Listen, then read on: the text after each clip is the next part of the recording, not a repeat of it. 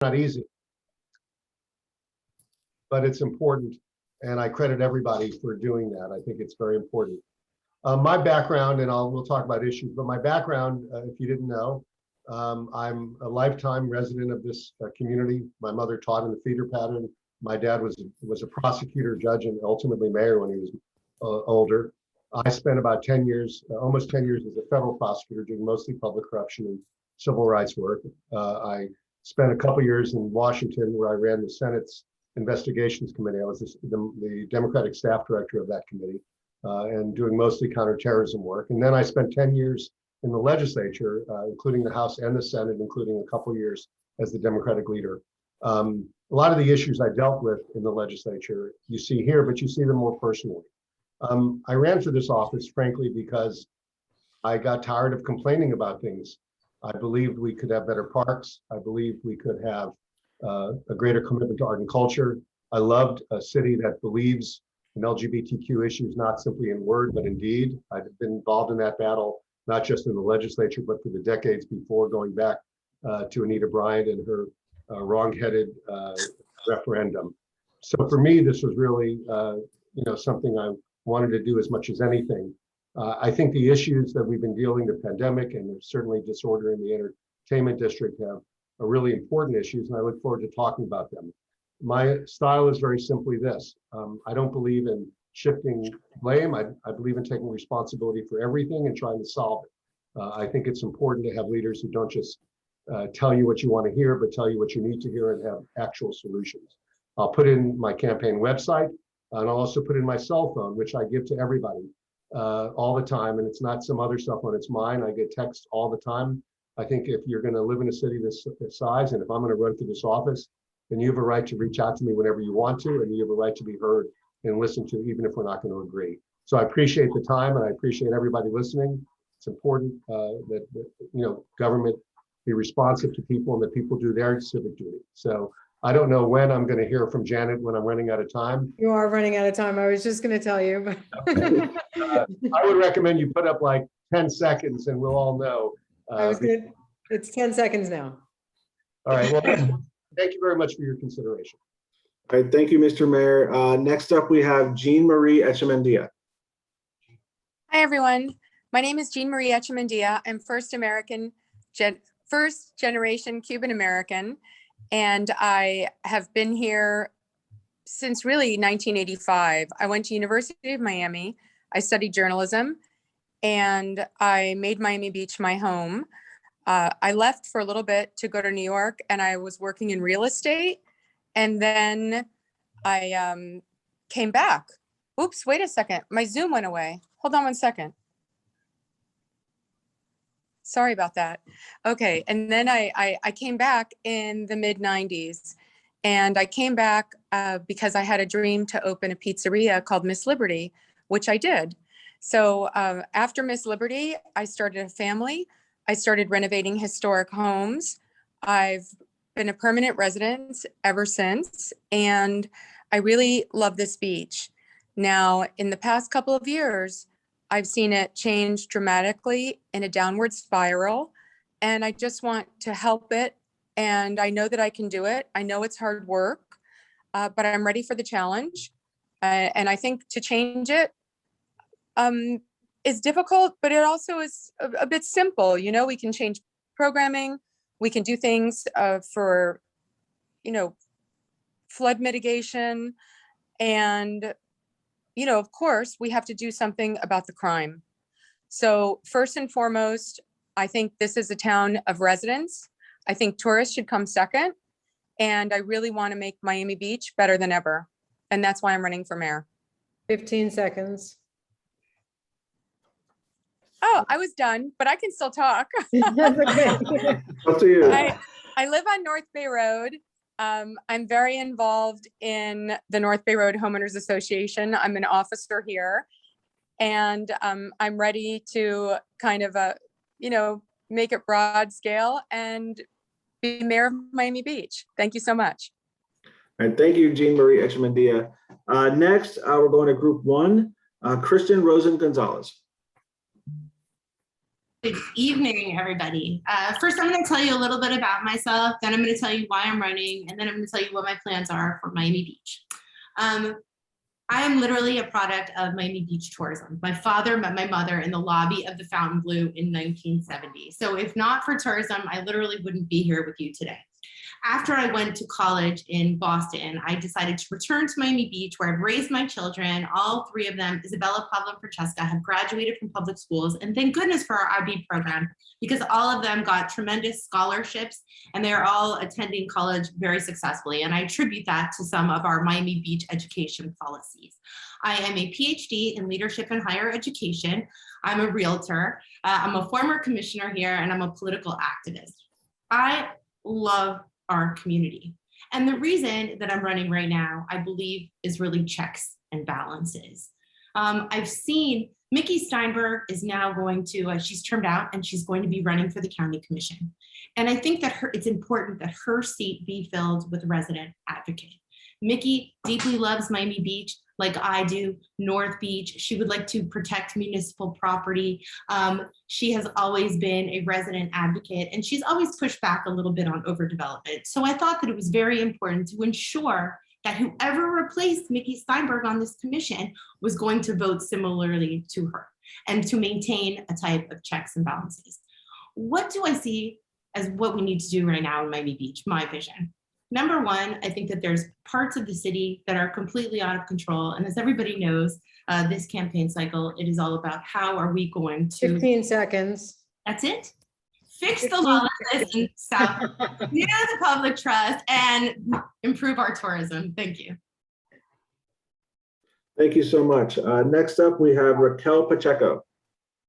Thank you, David. Good evening, everyone. It's great to be here. Thank you for this opportunity to introduce myself. Oh, sorry, dog in the background. Apologies.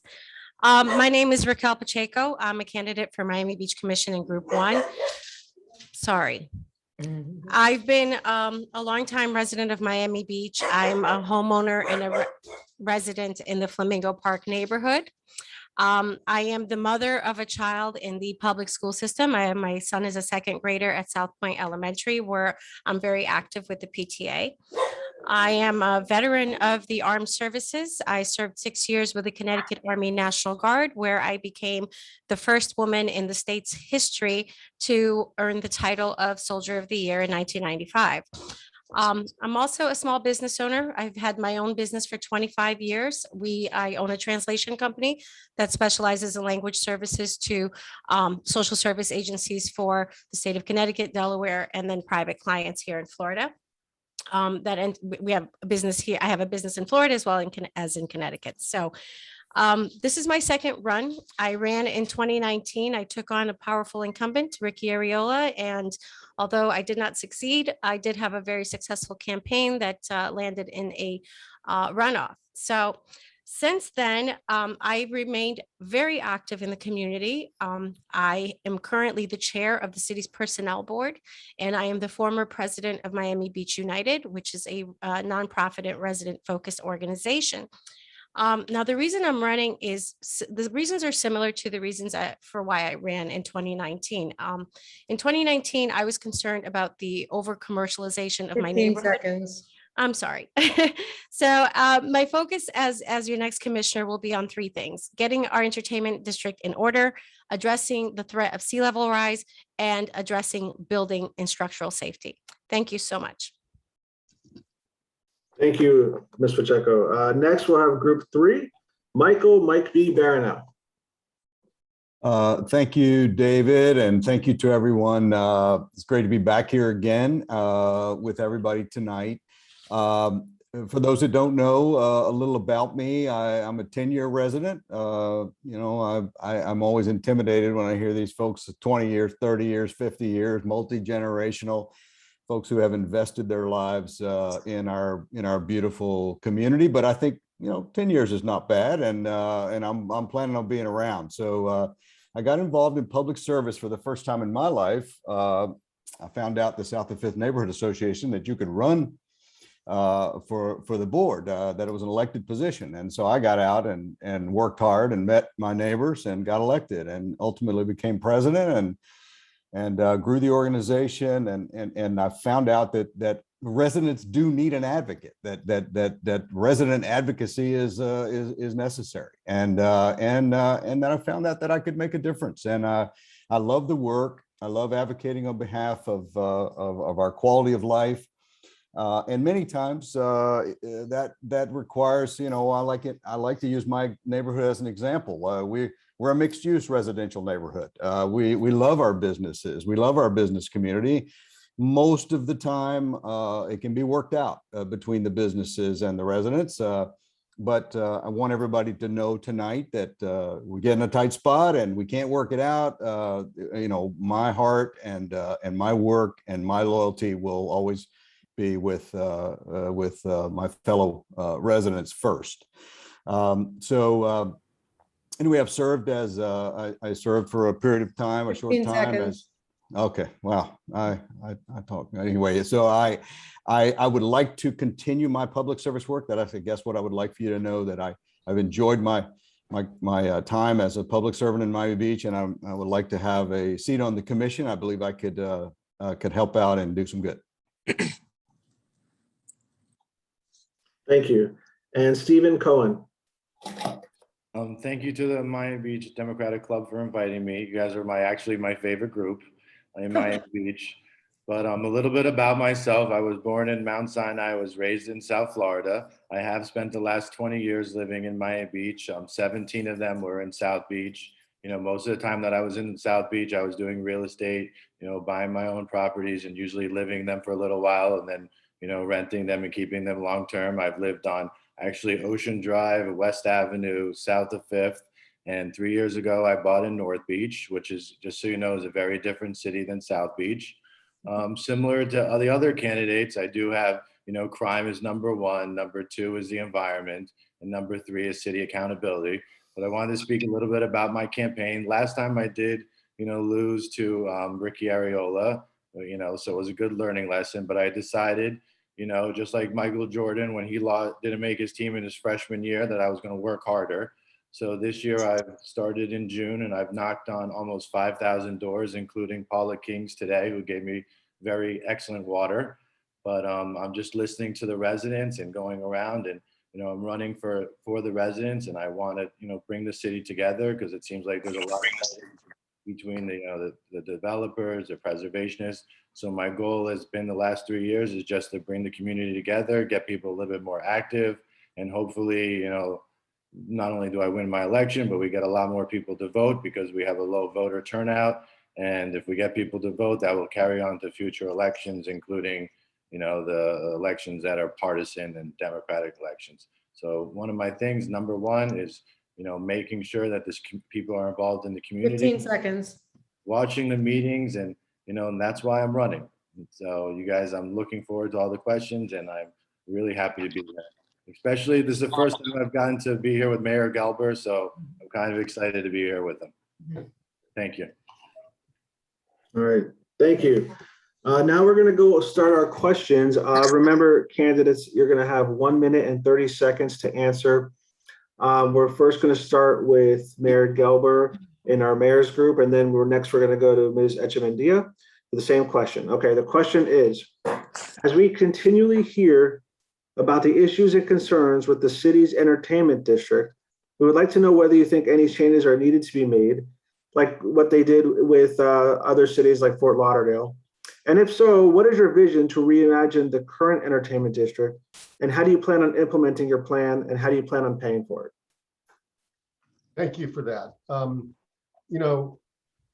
Obviously I want to see change, and I'll put in the Zoom chat a plan that I put forward and I've talked about for actually years. We don't need an entertainment district. We created an entertainment only district. We did it 20 years, 30 years ago, but it has become into something that's too difficult to police, that doesn't fit our city's profile as art and culture destination.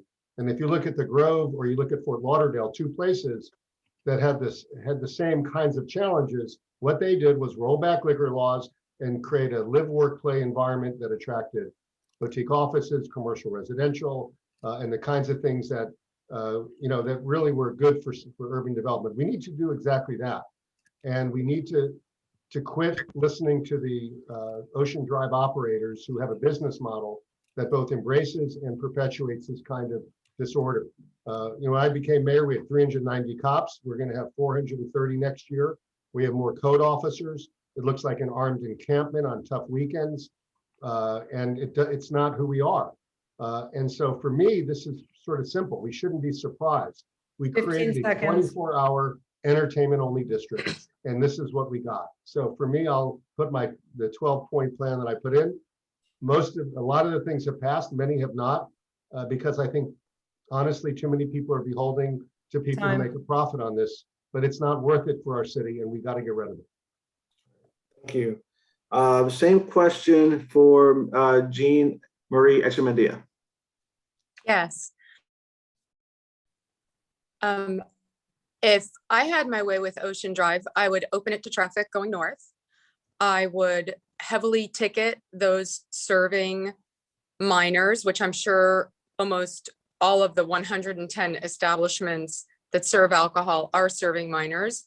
I would reduce the amount of liquor licenses, through that. Did we, Ms. Echemendia, are you there? Okay. Sorry? We definitely have to raise the bar with the type of establishment that's there to bring a different kind of clientele. I think it should also be mixed use of art galleries and high-end, things. I also think mom and pop should still be there. I also would love to make it a UNESCO World Heritage Site, so Ocean Drive is never torn down. And I think that doing a lot of small things are going to make a big difference. Heavy enforcement, police on foot and in ATVs instead of in the car. And I would like to put also signs around every camera that says, smile, you're on camera. I would also like to keep it cleaner. I think that when people see a clean street, they're less likely to litter. They, like a clean place and they just want to behave and obey the laws. And I think somehow it's become lawless and it just can't stay like that anymore. So I plan to change all that. All right. I'm sorry, I got muted accidentally. I apologize. Please stop talking. All right, next question goes to group one, Kristen, Rosen, Gonzalez. The question is,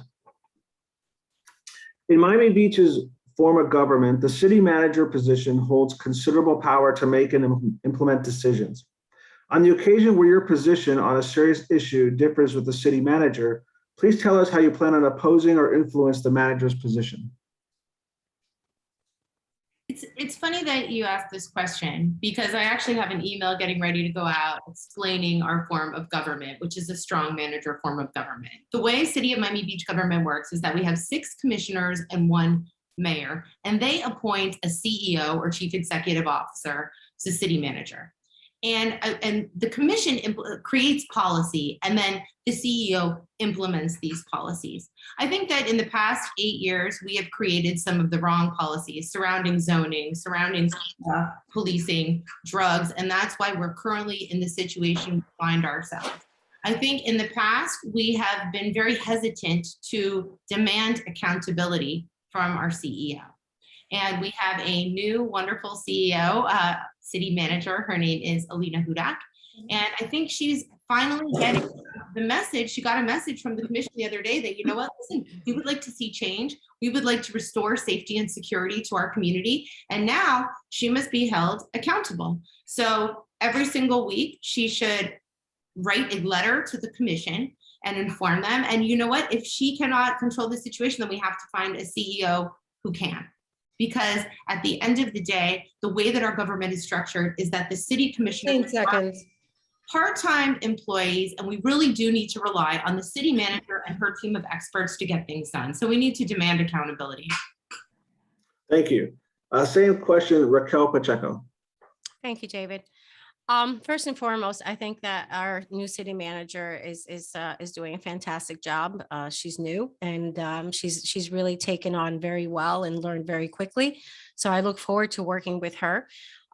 Regarding, disagreements, despite her position, she is still responsible to the citizens of our city, and it is us who pay those salaries. So the thing is, if I find myself disagreeing with her on a specific policy, the way that I would try to influence her mind would be by seeking out input from our residents that would hopefully move the needle on whatever the disagreement is, because ultimately that's the most important thing, is that she is held accountable to our residents and to our property owners and to our businesses as well. So that would be my approach. It would be to engage the community, to engage the stakeholders, and to, above all, engage the residents and make sure that their opinions are being brought forth. And I would serve as their messenger to make sure that she's aware of how her decisions impact our quality of life.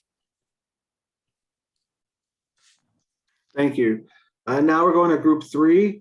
This question is for Mike B. What are your thoughts on the proposed monorail project, which would link downtown Miami to Miami Beach? Please let us know if you're in favor of such a project and why or why not. Okay, so great question. Thank you. I have some problems with the way it's currently, set up. I didn't like at all that there was a private vendor engaged that also happens to be a casino gambling mega corporation. That I have deep concerns about that. I liked the idea, or I thought it was worth exploring the idea of connecting up with the Metro Mover. Downtown Miami residents love the Metro Mover. They use it all the time. It's great. And now with this other private proposal, we're going to have 2 different tracks. I mean, you're going to have to change. It won't be seamless. It won't be continuous. I do think, where it lands in Miami Beach, where it ends up in Miami Beach, how that all works is also, I think needs more thought, needs more effort. Having said that, we have to find ways to get folks to come to our island, visitors to come to our island without their cars. We're always going to be stuck in traffic. We're never going to not be stuck in traffic if we don't get folks over here 15 seconds. without automobiles. And so overall, I'm a big fan of better transit, better trolleys, more trolleys going to more places, picking folks up more often, and alternatives, green mobility and alternatives to the private car. Thank you. Thank you. And same question for Stephen Cohen. Hi. Okay, so thanks for the question. On the monorail, I'm actually not for it, and basically for a couple different reasons. Mike alluded to some of them. I don't like that possibly it's only landing in one spot of Miami Beach, so then we have all of the residents landing in one spot. I don't know if there's the cars are set up, if there's a parking there. Usually you need to have parking on both sides because, how are you going to get to and forth? So that's a big problem. I think they wanted to do it south of 5th, where 5th and Alton, and a lot of the residents there are very nervous about that. Other options that I personally would like to see the city consider would be a ferry system. I know they're trying it out right now, but maybe try a ferry system to all 3 parts of the city. So there's a South Beach, North Beach, and Mid Beach landing points.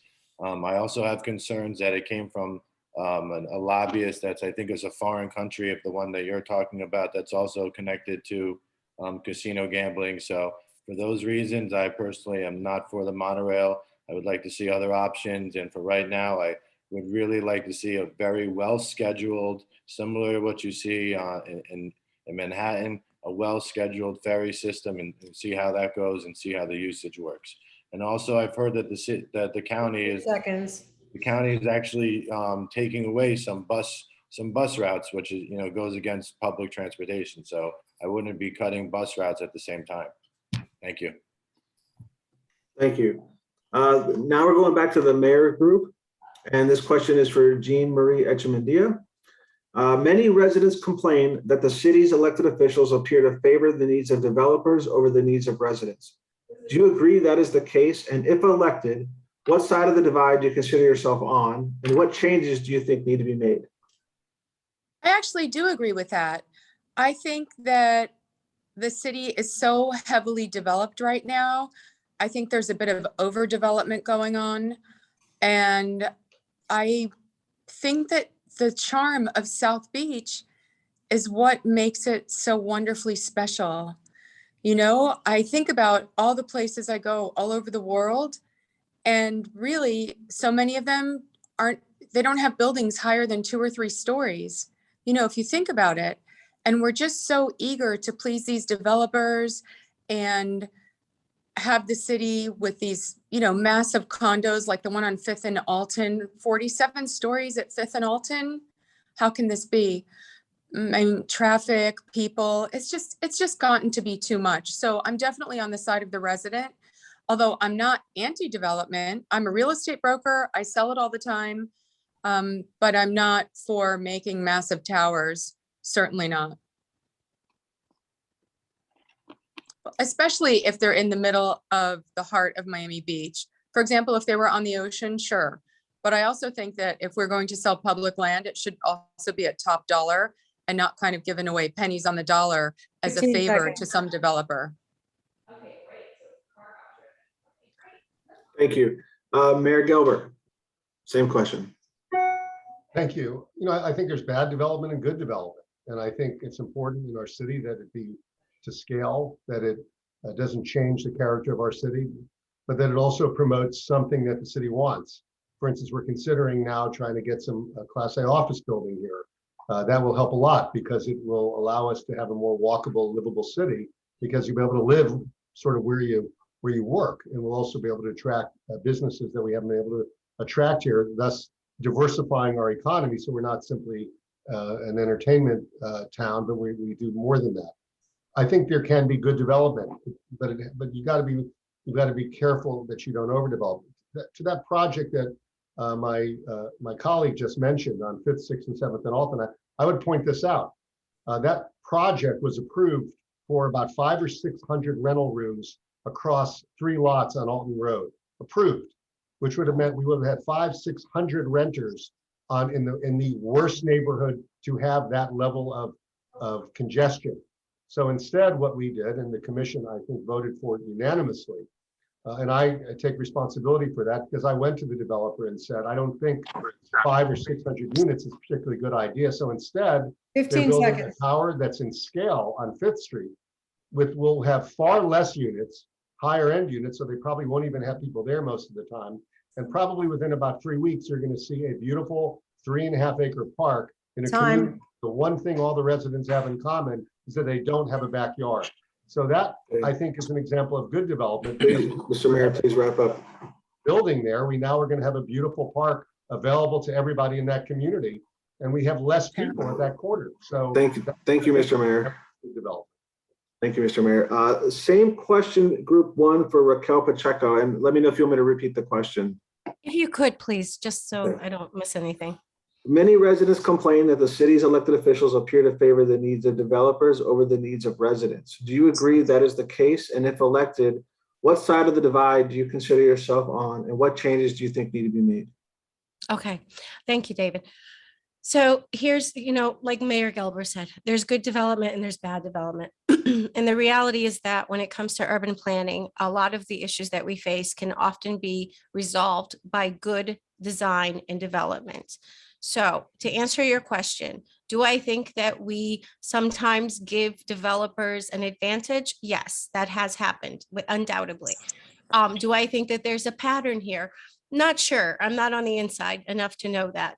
But I do believe that, when it comes to development, we need to advocate for strong, positive development that enhances our community, that adds more green space, and that also incorporates things like permeable ground solutions to mitigate flooding. So I would absolutely advocate on behalf of residents. Like I mentioned earlier, the reason I got into public life is because of that reason exactly, because I felt like my neighborhood was going in the wrong direction and it was being over commercialized. I will do the same for all of the residents of Miami Beach. I am not anti-development, but like I said, I am pro responsible development. And I will make those decisions based on how they change the character or impact the character of a neighborhood, and also how 15 seconds. environmentally sustainable those proposals are. So that's how I will look at every development proposal as we go forward. Thank you. And the same question for Kristen, Rosen, Gonzalez. I think that developers have tremendous influence on our elected officials in the city of Miami Beach. If they did not, then we would not be fighting to save the Byron Carlisle Theater so that we weren't giving it away to a developer. We wouldn't be fighting right now to save our public library so that it wouldn't be given to a developer. Literally had a developer after the Coast Guard said, this is a federal, it's a federal safety issue. Please do not develop on Terminal Island. He still got height so that he can look over the base. So what we're fighting here are tremendous Citizens United assets. These assets flow into political campaigns. They get people elected, and then we find ourselves in the situation that we're currently in. Developers have influenced the zoning over the past 8 years, and they have tripled the density in some parts of the city. I worry a lot because we have no transit solution. So when we continue to build and build with no transit solution, we use historic preservation as a means of density control. I think that while we have to create smart development and work together, I really would like to be the person who kind of also stands up to these guys and says, whoa, you're not going to sell our public library because that's just wrong. And please don't tell us 15 seconds. Please don't tell us that you're going to sell 2 lots on Collins Avenue and maintain everything else a park, because we know that it's just going to be a private park for your luxury condominium. Thank you. Thank you. And same question, group 3 for Stephen Cohen. And let me know if you want me to repeat the question. No, I got this question. Okay. Okay, so I'm not going to use developers. I'm going to use the word special interests. So I do think that the city commissioners are influenced by special interests because they're funding either their campaigns or they're funding their PACs. And that's what's causing the big problem. And going back, we're Democrats, remember? And as big, if you remember RBG, her dream wasn't to get rid of Donald Trump. Her dream was to end Citizens United. And Citizens United has actually ruining our government. And it's a microcosm here in Miami Beach. Unfortunately, I've done research and multiple candidates are 20–30% of their campaign is funded by developers. So if you're asking me, do I think that developers and special interests have an undue influence in our city? Absolutely. I think that the candidates need to start working. They need to start knocking on doors. They need to stop pandering to special interests and work. I'm out there every day for the last 4 months, 4 hours a day in 100 degrees, knocking on doors. Where are the other candidates? Where are the Democrats? We need to start working. That's how you win elections, not pandering to special interests. Thank you. Thank you. And same question for Mike Barrineau. Yeah, great question. Thank you very much for the opportunity.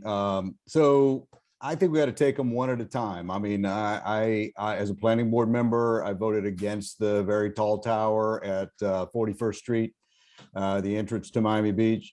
I talked to about 30 residents as a part of my due diligence before I cast my vote on that tall tower. I didn't think it made any sense to put a tall tower in a single family neighborhood, but I wanted to make sure that that everybody was thinking the same way. It was an easy decision. I was against the tall tower at Terminal Island. Many residents were against it. The Coast Guard was against it. But there have been others that I have voted in favor of. I voted in favor of the Amman Resorts property where the beautiful historic building next door is going to be restored. Tremendous asset, tremendous addition to the city of Miami Beach, next door to the Faena, grand restoration. So I was very much in favor of that. I thought it made sense. I thought it was a smart thing for us to do as a city, and it will add to our city for many years to come. Regarding public land, I want to make sure in my campaign platform in 19 and again now made it very clear that we should not be selling off our public land for short-term gain at the expense of the next generation and the generation after that. So that has been consistent position for me, and I maintain that position. Thank you. We're back to the mayor's group. Mayor Gelber, we're starting with you. With the skyrocketing housing prices and high rental prices in Miami Beach, what are your plans?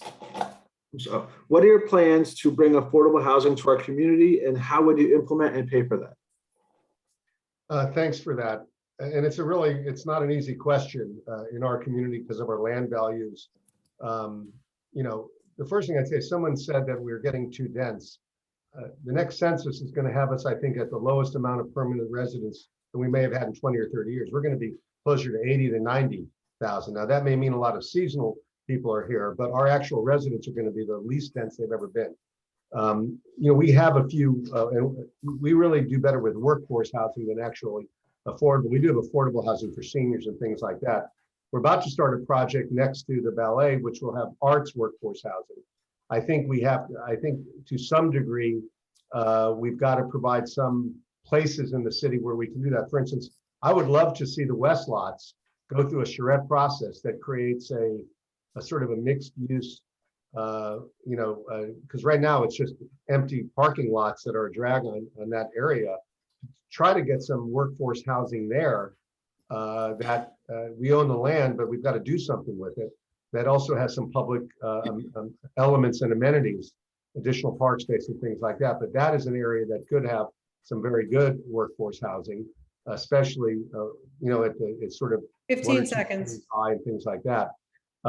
We've experimented with other kinds of housing, but I think one of the problems we always have is we end up putting it in places that seem too congested to begin with. So I think we have to be creative, use some of those areas that we have in our inventory for affordable workforce housing, like we're doing in Collins Park, which is a project we're going to break ground on very soon. Thank you, Mayor. And same question for Jean Marie Echemendia. Can you repeat the question, please? Absolutely. With the skyrocketing housing prices and high rental prices in Miami Beach, what are your plans to bring affordable housing to our community, and how would you implement and pay for it? There have been buildings in the past where the developers are given a tax break to have affordable units in that building. I would also think that there's federal money now because of COVID. I would think that we could perhaps add on affordable housing or workforce housing into a kind of a structure of an older city garage that is not being used anymore, or perhaps onto an existing building such as Rebecca Towers. I think that it's a shame about the short-term rentals, because I think that damages the community. And I think that the prices for apartments wouldn't be so high if there weren't those short-term rentals. I truly believe in community, and certainly having, over and over transients come in and stay for 2 days and trash the place and leave isn't the way to have a community or affordable housing. So it's definitely a catch-22 that has to be resolved. Thank you. Our next question is for Group 1, Kristen, Rosen, Gonzalez. What is your number one favorite thing about living in Miami Beach? My favorite thing about living in Miami Beach, I think it's the sense of community that I have.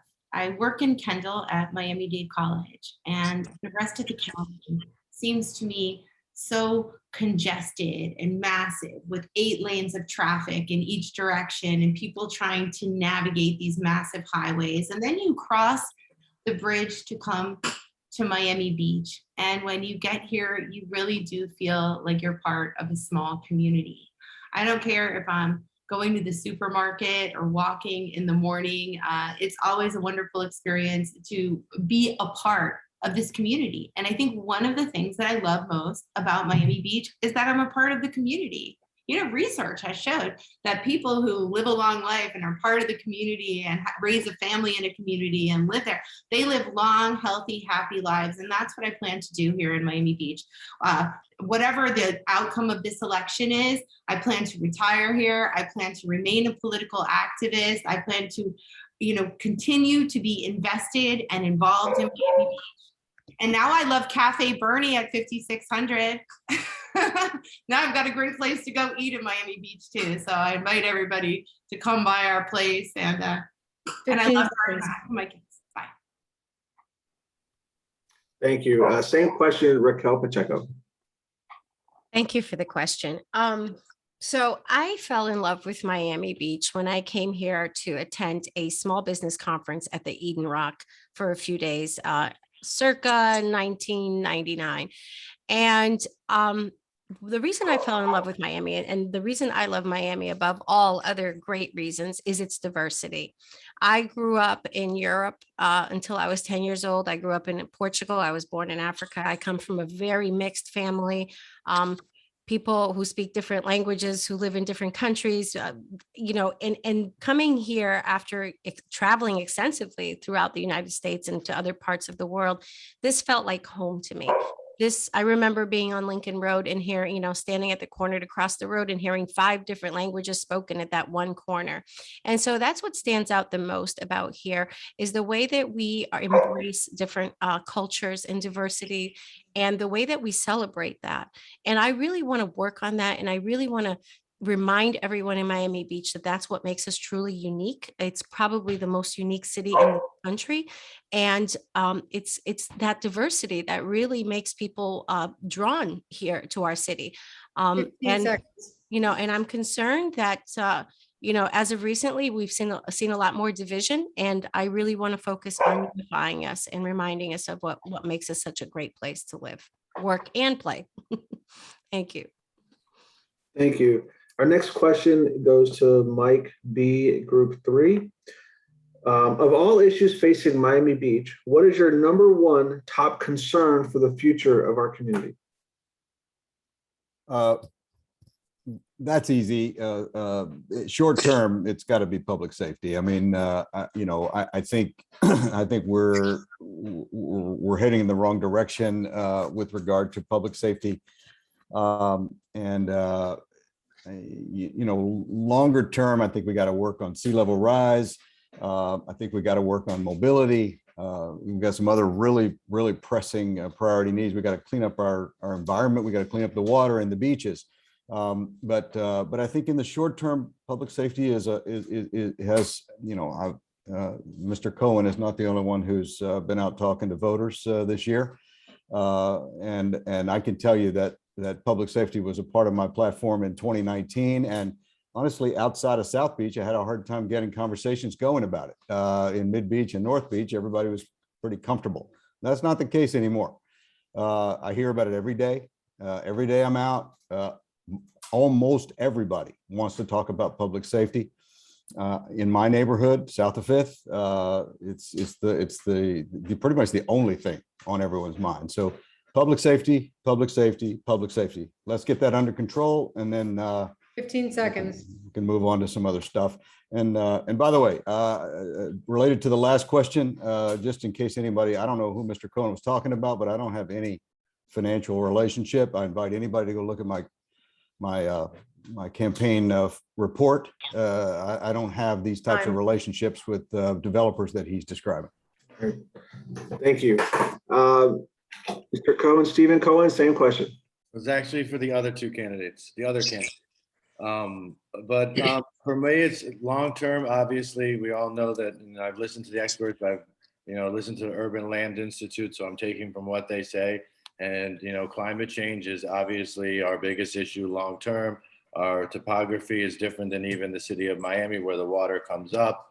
And because of that, we do have to raise the roads, which, we're starting on now. I do, as far as the road raising, that is by far the most controversial issue in the city when it comes to climate change. So I think that needs to be done neighborhood by neighborhood. As far as most people don't know this, but 70% of the public green space is the golf courses. 2 of them are public and 1 of them is private. The golf courses have very poor flood mitigation, especially Normandy Golf Course.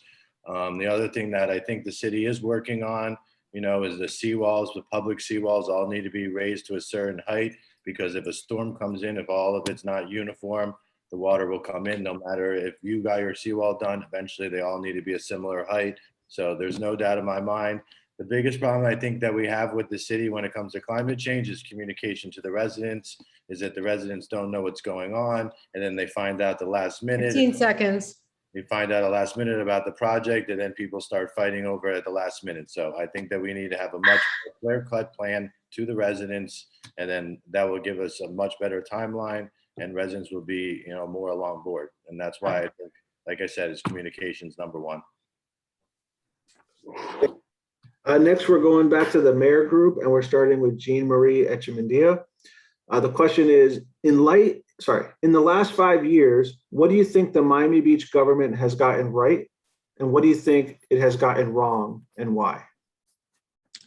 Well, I think one thing it's gotten right is building the beautiful pathway that I believe is called the boardwalk, even though it's not a boardwalk, it's the beach path, right? I think that is spectacular. I think it could be done a little bit better by having actually more shadier trees that are broader to provide shade, so you could go actually at high noon and not be beat down by the sun.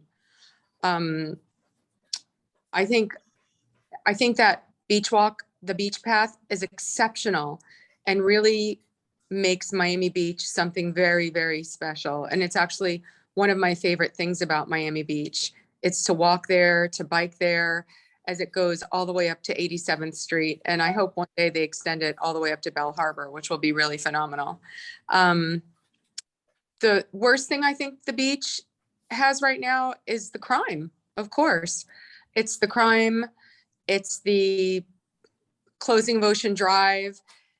It's the inability and inflexibility of the government to change when they've seen that something's not working. For example, the closing of Ocean Drive hasn't worked. It should be open. 15 It should seconds. it should not be talked about and tried to shove down the public's throat about why closing it is good. Well, it's not good. It's not good right now. Maybe it'll be good when we get better retailers and a higher level of visitor. Time. But right now it needs to be open. Thank you. Thank you. Thank you. Mayor Gelber, same question. Well, I think we've got a lot of stuff right. I think not simply the beach walk, but we have a real parks renaissance going on. We've converted open spaces like the parking lot next to the convention center to Pride Park. We're about to do that. We create a huge park right next to where the Part 3 was. We've redone every one of our parks. The park I referenced earlier on Alton Road's being done. We're about to do the Gibb Park. So we have really invested in that, as well as bike and walking opportunities. In order to be a live, work, play city, you've got to really be able to access those things. So I think what we did with parks and open spaces is terrific. I think the art and culture renaissance has been awesome. The Aspen, just the idea that we have all these other things happening right now in this city. We need to be an art and culture destination, not a hard party destination, because an art and culture destination means that we give our residents opportunities the same ones that the visitors want. So it ends up as a win-win. I think we handled the pandemic, and we are handling the pandemic as well as anyone. Of the 10 biggest cities in Dade County, we have the lowest mortality rate, notwithstanding the fact that over 16% of the folks who live here are over 65. I think the one thing we've had problems with is the 15 entertainment. seconds. And I will tell you this, we have to walk away from an entertainment district. Imagine we created an all 24-hour day hard party area, and people are wondering why it's become hard to control. We don't need it. Time. And I think we need to make that decision. It's a hard decision, but we need to do it together. Thank you, Mayor Gelber. Next, we're going back to group one. This question is for Raquel Pacheco. With the recent tragedy of the Surfside tragedy exposing potential problems with structural and inspection-related issues with condominiums, what do you think the city of Miami Beach should be doing to alleviate these concerns for our residents? Great question. Thank you so much, David. So this is a multi-pronged issue, right? So look, I just want to say I'm speaking from personal experience. I was an HOA president of my condo association for 8 years. I resigned in 2017. I know what it's like to be on the inside, and I know what it's like when condo politics get in the way of much needed repairs, and also when finances get in the way of that. So the first thing I think we need to do is we need to look at our timeline. I don't think that 40 years is an adequate timeline when you consider the geographic shifts that we're constantly taking on with sea level rise. So I would like to look at that and consider a 20-year time frame for inspections. Additionally, we need to look at having transparency through these HOAs and their contractors to hold everyone accountable. And above all, we need to look for financial solutions. I think that we should evaluate low interest government backed loans to help people who have low income face some of these unexpected expenses. Additionally, I think that we have to create a program to train HOAs about this process, because it's very complicated to work with the city and the building 15 department seconds. and the permitting department. And these folks are volunteers. So there's a lot that gets lost there in the translation and in the process. So I would want to work directly with HOAs and educate them, and then find the resources that are necessary to get the job done, to make sure that we have safety across the board. Thank you. Thank you. Same question for Kristen, Rosen, Gonzalez. This is a great question. There are a lot of people out there right now that feel afraid. They're afraid that their buildings are going to be condemned, or that they're going to lose their housing.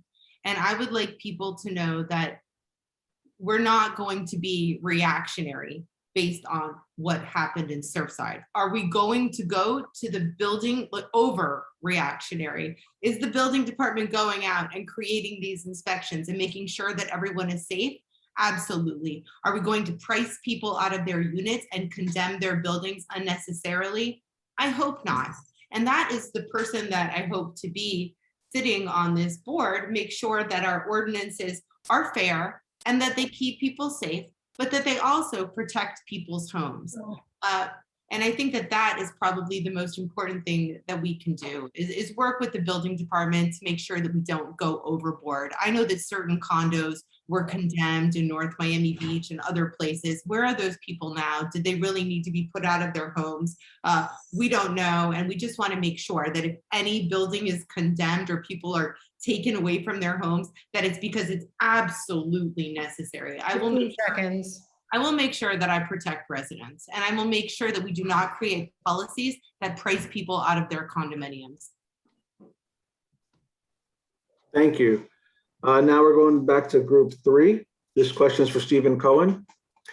In the last 5 years, what do you think the Miami Beach government has gotten right? And what do you think it's gotten wrong, and why? Okay, I'm gonna go with wrong first, because it's easier for me.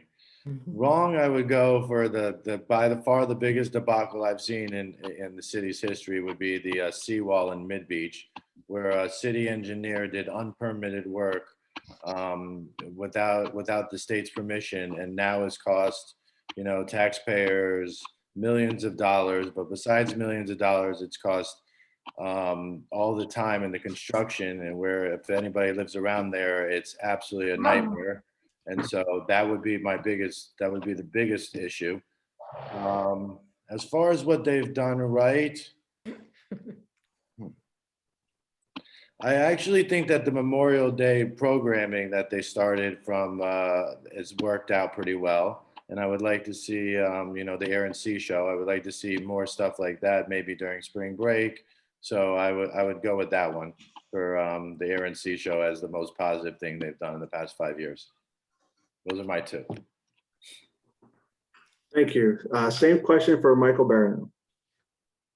Yeah, I'll just name a couple of things as far as gotten it right. I love that we are the only or one of a few municipalities in the state of Florida that has an inspector general. I know that's an initiative that's near and dear to the heart of Mayor Gelber. I think that's awesome. I mean, I think we are setting up future generations for good government in Miami Beach, and that will live long past, all of us. I'm a big fan of the most components of the bond, the GO bond, especially the parks. I wish it had a little more infrastructure component, but I know that that those projects were kind of crowdsourced through resident feedback. I know folks who were on the committee, and so it was a compromise, and that worked. I think as far as we haven't gotten right with our zoning code has not kept up with the changes in our community. We are transitioning from a party town, from a short-term party town to a community of full-time folks who live, work, and play, if you will. I mean, who live here. So and our zoning code has got to keep up. We 15 just had an seconds. example in our neighborhood where 3 residential buildings were administratively approved to switch from residential to short-term rentals. I mean, absurd, absolutely crazy. That can't happen in the heart of our neighborhood. So zoning code has got to do, it's got to keep up. Thank you. Back to the mayor's group. This question is for Mayor Gelber. What are your thoughts about the imminent redistricting activity going on in Tallahassee? And do you think our congressional districts will be changing as a result? And what are your concerns about such changes, if any? You need to unmute him again.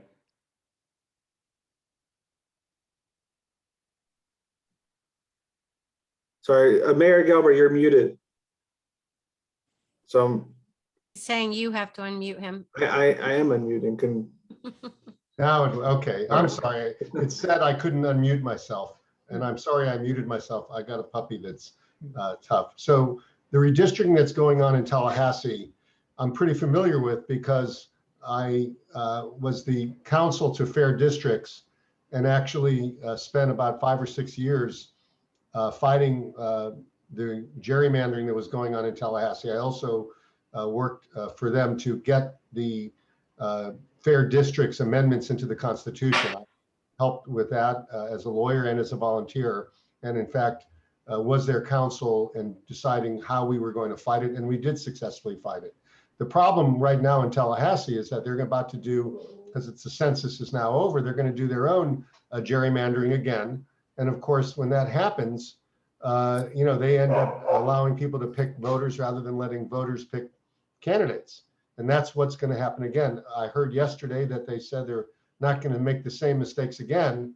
I think what they mean by that is we, through very aggressive lawyering, were able to show that they did gerrymander in a partisan way and in a way that was violative of the fair district amendments. I believe what they're going to ultimately do is simply not say what they're doing, so we have more trouble proving it. But they will, I think, try their hardest to gerrymander the state in a way 15 that seconds. keeps them in power at the expense of really allowing people to really have their say in government. Thank you. Same question for Jean Marie Echemendia. Yes, I think Mayor Gelber said it best. I couldn't agree with that more.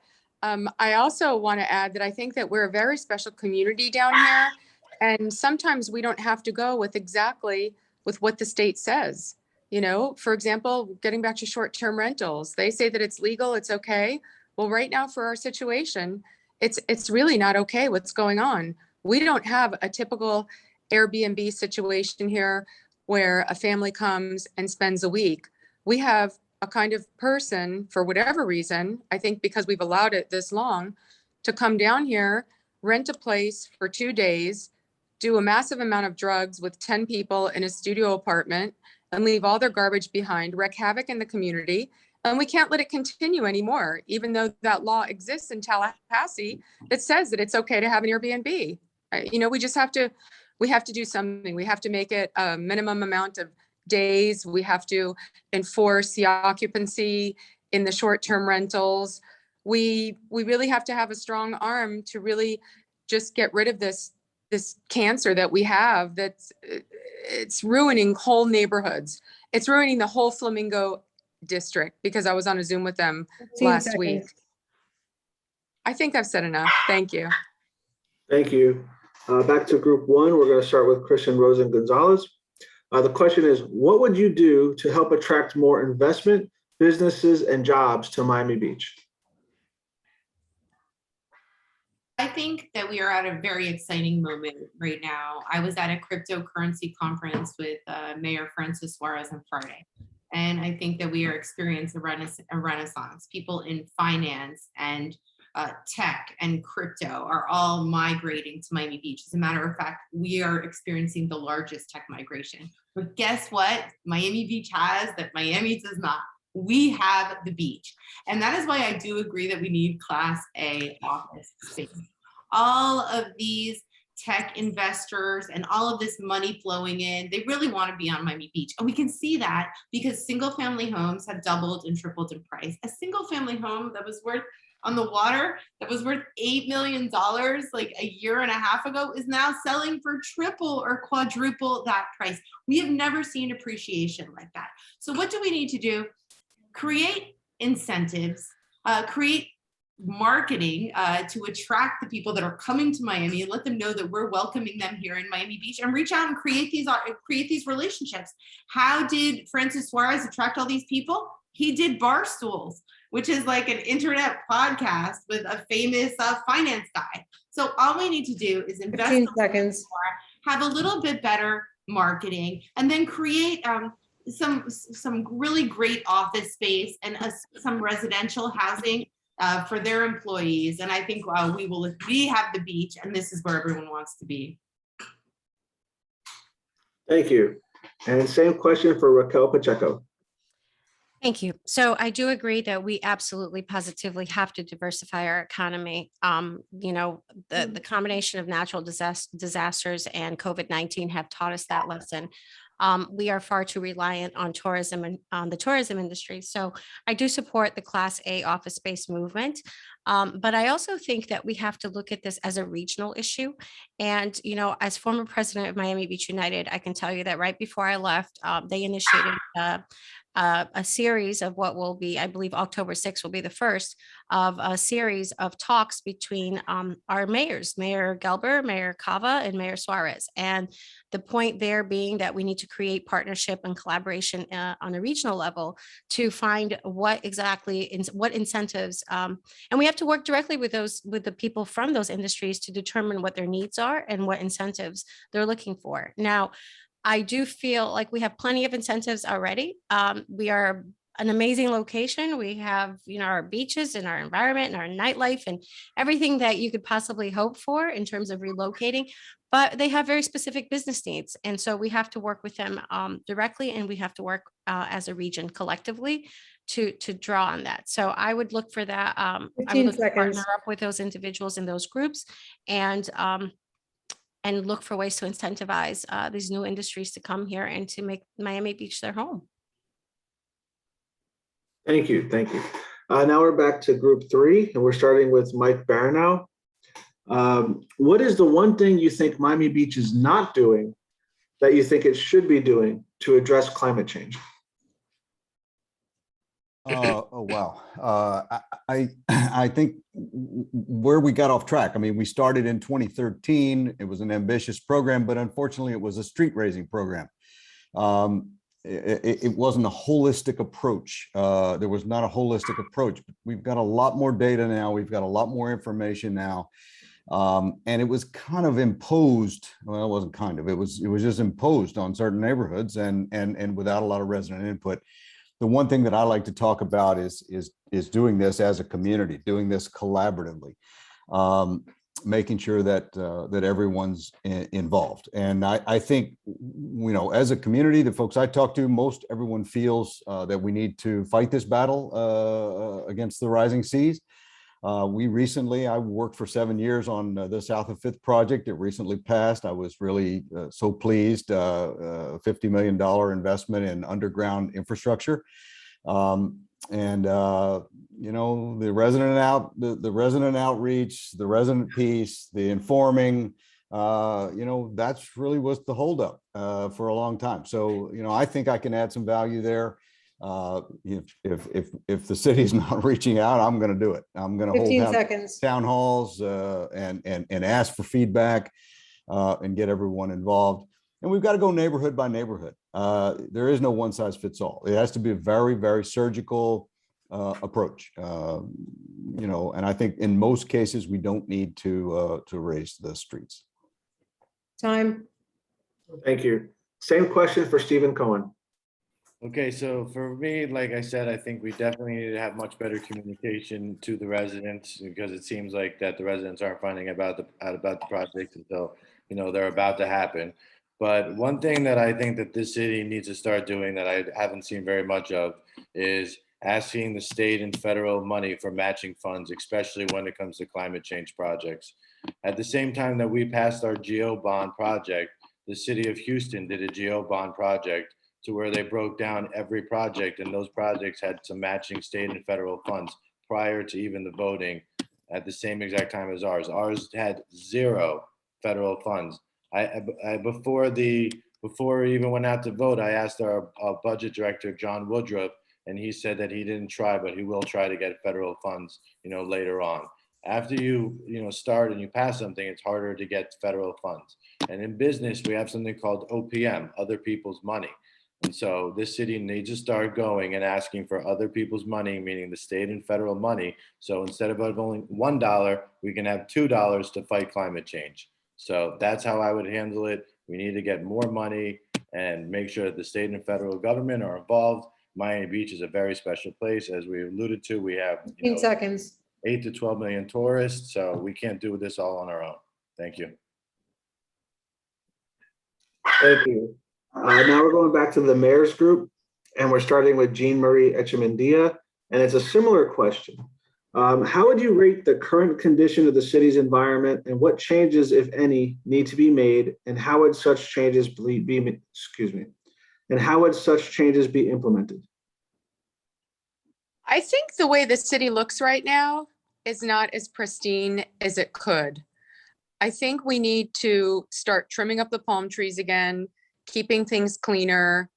I think that we should have street cleaners, real street cleaners. I think they should be people and also machines that come and clean the streets. I think when a community is spotless, people have more pride in their community. I think, for example, Coral Gables and Palm Beach are much cleaner than Miami Beach, and there's no reason for it.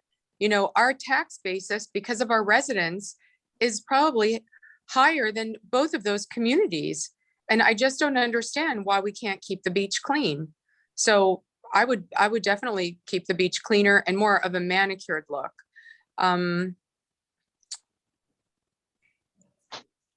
What else did you ask me? I'm sorry. Could you repeat the question? Yeah. How would you rate the current condition of the city's environment, and what changes, if any, need to be made, and how would such changes be implemented? Oh, yes. And the environment is also not only aesthetic.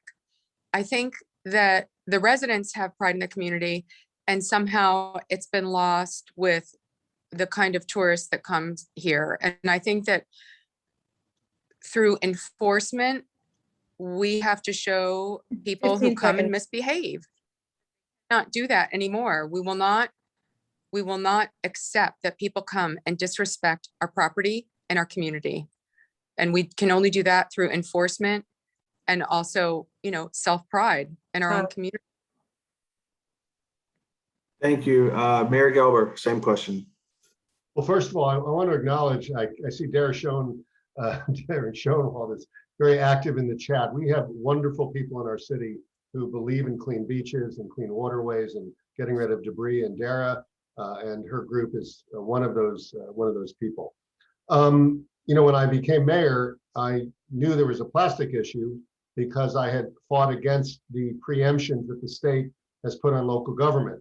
But my daughter said we should still try to do stuff, and we created a plastic-free program, which I think has become a model for other communities. So I want to thank our businesses and everyone who works in that. If you go to that website, you're going to be incredibly impressed what our sustainability section has done. I think it's not unfair to say I was the main proponent of the GEO bond. Included in that are lots of things that are making our city and will continue to make it beautiful. We have 5,000 trees in the GEO bond that we're already planting throughout the city.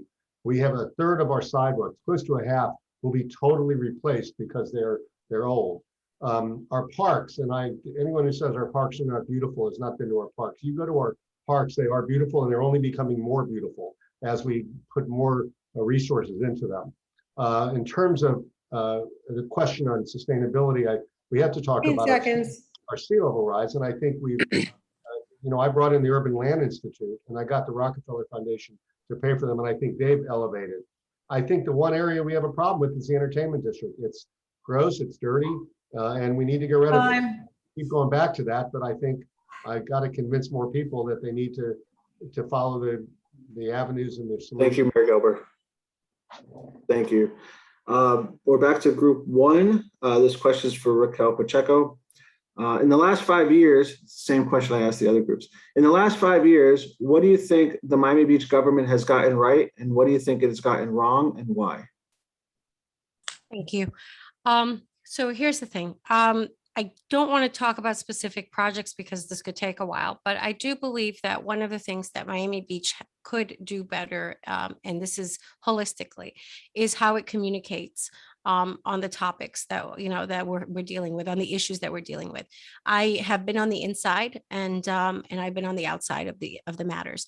I served as on MBU, as I mentioned earlier, and so I've advocated for residents, and I've also lived through those experiences as a resident myself. So one of the biggest observations that I've made is that so much of our disputes and disagreements come from a lack of understanding, or perhaps a lack of access to the information. So I would say that the thing that we can certainly improve on most is how we make that information available to our residents, and how we as elected officials deliver those messages to the residents. So that would be my focus, is on closing the gap of mistrust between our residents and local government. I know that we have a lot of really dedicated city employees and elected officials who have nothing but good 15 intentions, seconds. but oftentimes that gets lost in the translation. So that's what I would urge us to work most on. And that's it. Thank you. Thank you. Same question, Kristen, Rosen, Gonzalez. So Miami Beach excels in 2 areas: human rights and education. In terms of human rights, we banned education therapy. We became a city of kindness. We created safe spaces for the LGBTQ community. I know that I passed paid parental leave, and I got panic buttons for every single housekeeper in the city of Miami Beach. Also, we do education right. Our IB programs, we put police in schools. We pay for nurses in our school. We pay for counselors in our school. So we're exceptional. What are we doing wrong? Almost everything else. I think we could improve upon, especially planning and zoning and development.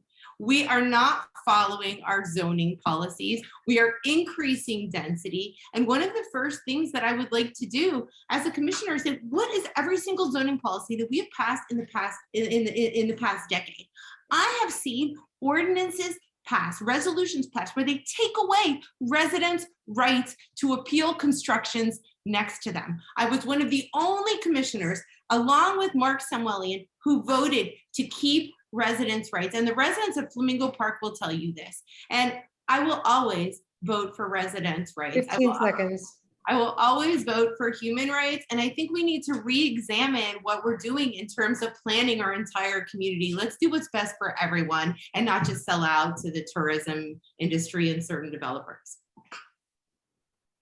Thank you. And now we're back to group 3. We're starting with Stephen Cohen.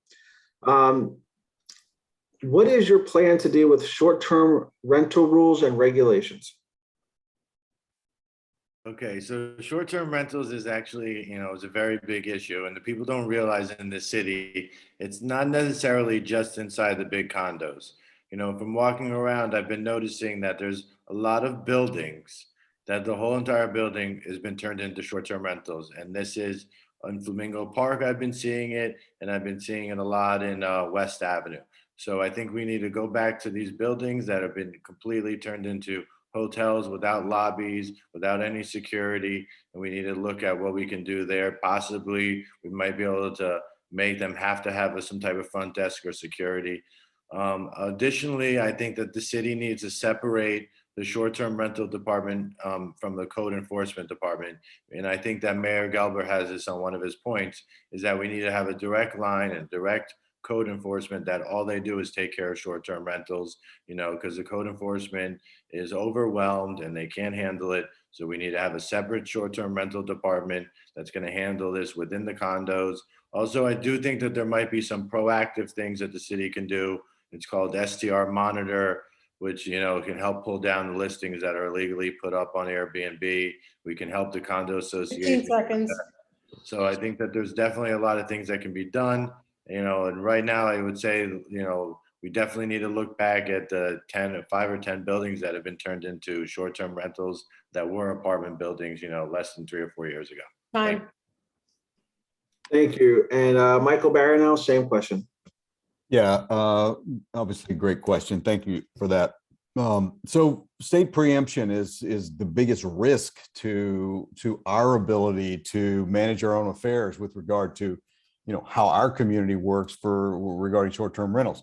And I'm not sure what we can do about that, but that is, I just wanted to put it out there that's an obstacle. I mean, it's a big obstacle to the state. Every year there's a move to preempt our ability to control our own destiny in this regard.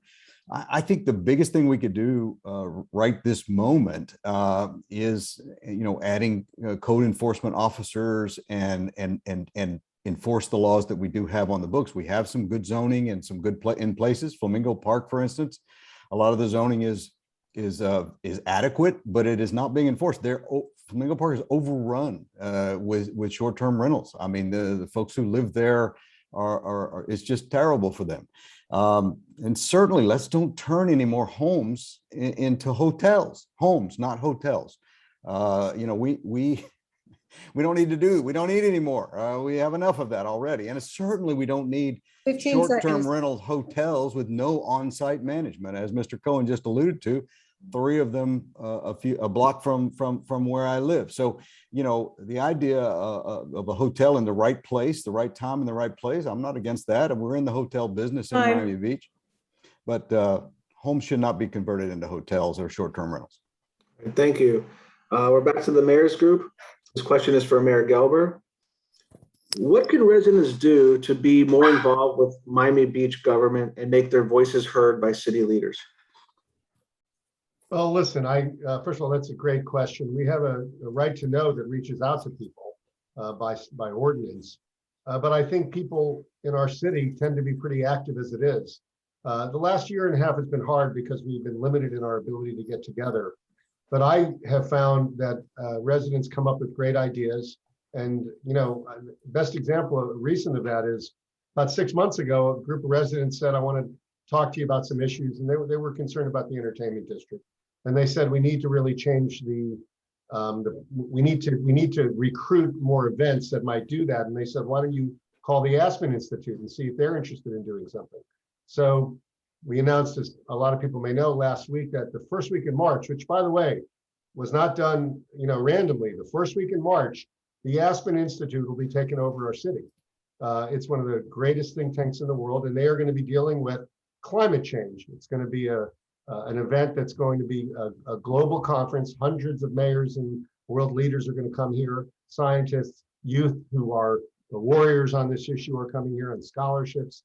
It's going to be in a massive event that highlights what our city's trying to do and helps us and presents it. So 15 seconds. Residents that reach out, on our committees or just to their elected officials really have a lot to say. I'm very proud of that. And I'm proud that we have such an active group of residents. I'd rather have residents who want to call me to complain than residents who don't care, because that's how we really do well. Thank you.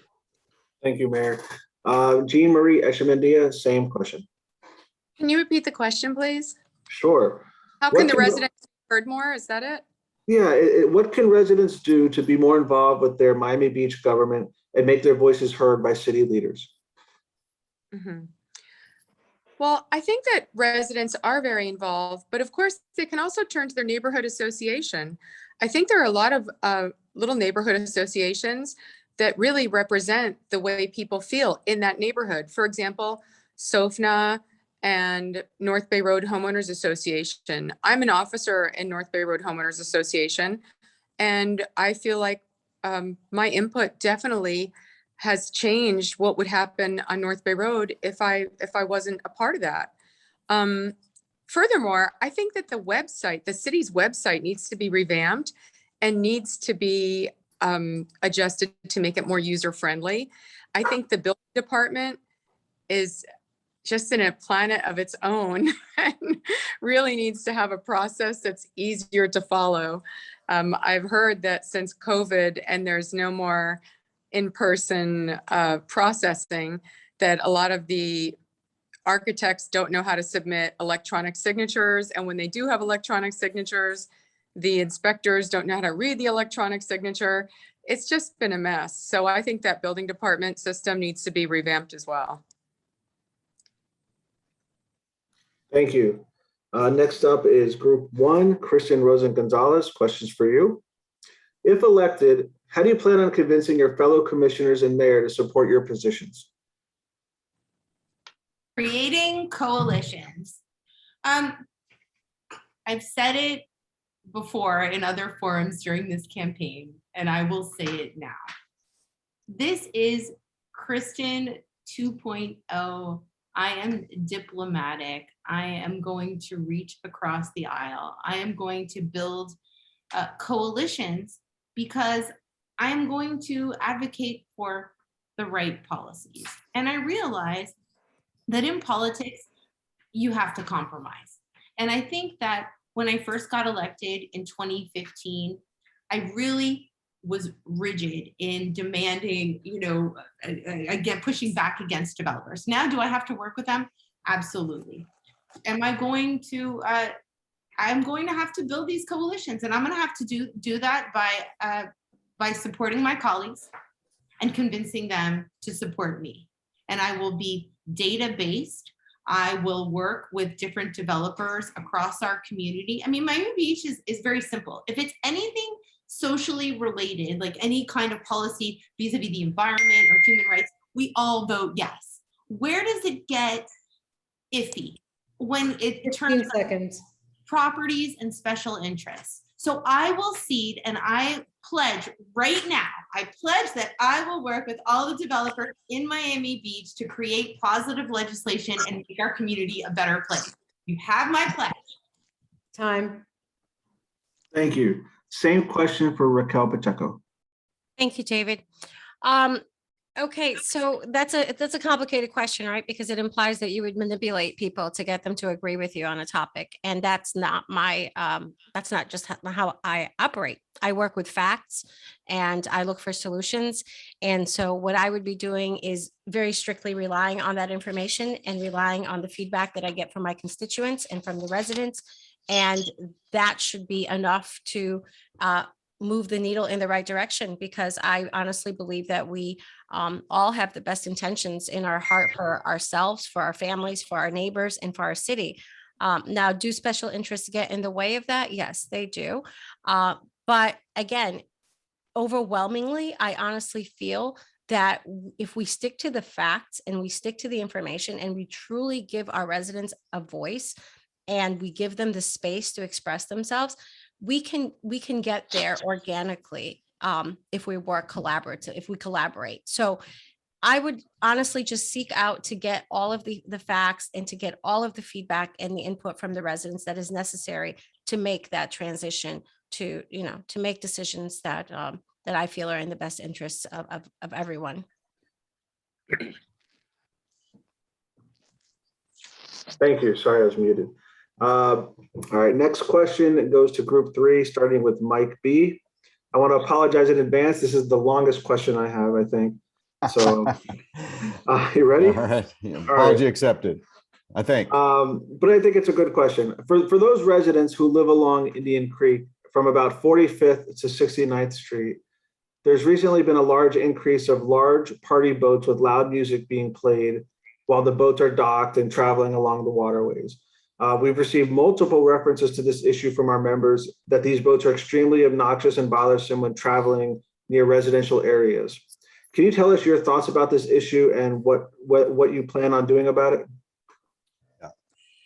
Yeah, thank you. I concur with that question. I would also add, not only are the residents that live near there suffering with noise, but they're also suffering with this large number of boats that keep the bridge up all the time. The bridge is up, I don't know, twice an hour. I mean, you can't get through there. I quit going that way if I'm going to North Beach. So, but I will say there's an explosion of noise in Miami Beach. I mean, there's an explosion of noise in the streets. There's an explosion of noise. Aftermarket mufflers on rental, vehicles.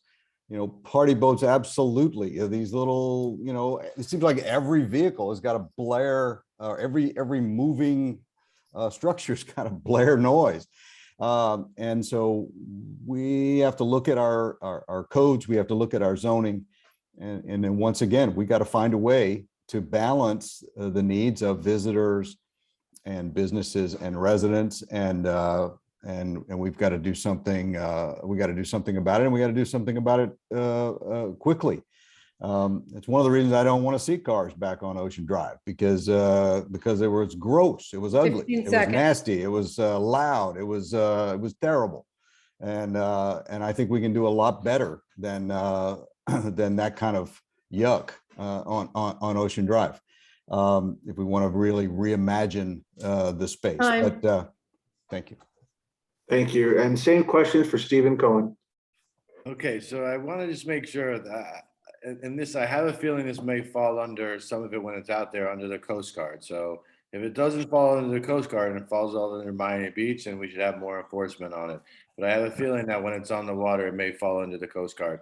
Additionally, I think that there's a lot of pirated or illegal party boats going on in the city that maybe the city can have more enforcement on, and so on and so forth. But I do believe that if it's on the water, we may have our hands tied a little bit.